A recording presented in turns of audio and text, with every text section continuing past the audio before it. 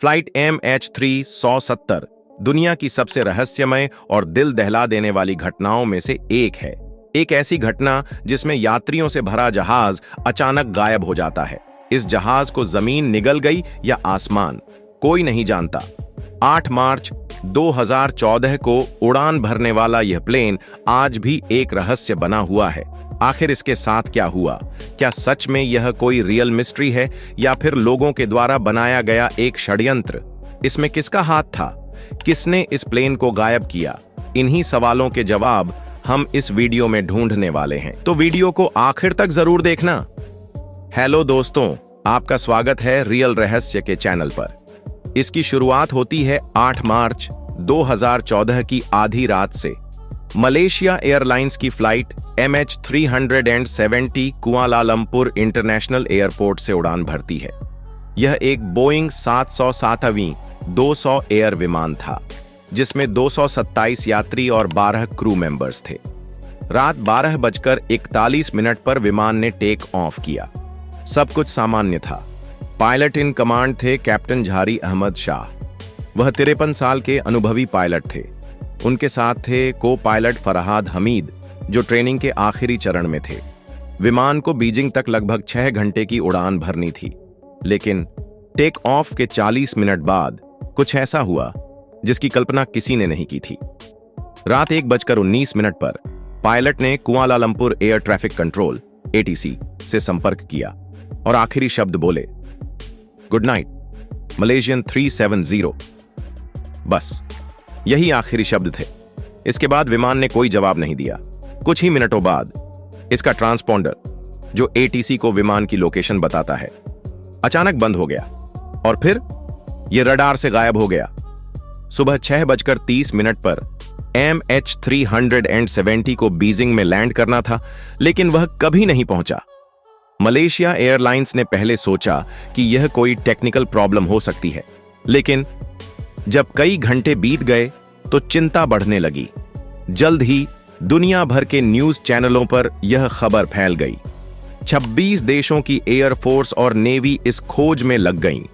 शुरुआत में खोज दक्षिण चीन सागर में की गई, लेकिन वहां कुछ नहीं मिला। और फिर एक चौंकाने वाली जानकारी सामने आई। मलेशियाई मिलिट्री रडार के अनुसार जब विमान का ATC से संपर्क टूटा तो उसने अचानक पश्चिम की ओर मोड़ लिया। वह अब मलक्का झलडमरू मध्य की ओर बढ़ रहा था, यानी विमान अपने तय रूट से एकदम अलग दिशा में जा रहा था। लेकिन सवाल यह था, क्यों? फिर सैटेलाइट कंपनी इनमारसैट ने MH370 के बारे में नई जानकारी दी। उन्होंने बताया कि विमान का ट्रांसपॉन्डर बंद होने के बाद भी वह 7 घंटे तक उड़ान भरता रहा और यह हिंद महासागर की ओर बढ़ रहा था। यह सूचना मिलते ही खोजी टीमों ने अपना मिशन दक्षिण भारतीय महासागर की ओर शिफ्ट कर दिया। लेकिन यह इलाका दुनिया के सबसे गहरे समुद्री हिस्सों में से एक था। यहां कुछ खोजना लगभग नामुमकिन था। कई महीनों की खोज के बाद भी कोई ठोस सुराग नहीं मिला। फिर जुलाई 2015 में फ्रांस के रियूनियन द्वीप पर विमान का एक टुकड़ा मिला। यह एक फ्लैपरॉन था, यानी विमान के पंख का एक हिस्सा। बाद में पुष्टि हुई कि यह MH300 का ही हिस्सा था।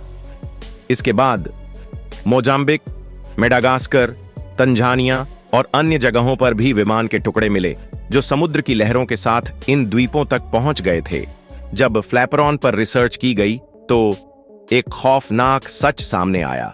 एक्सपर्ट्स का मानना था कि जब यह विमान समुद्र में क्रैश हुआ तो यह अपनी नोज के बल पानी से टकराया, जिससे यह माना जाने लगा कि फ्लाइट 370 को जानबूझकर क्रैश कराया गया था। लेकिन सवाल वही था, विमान आखिर कहां गिरा?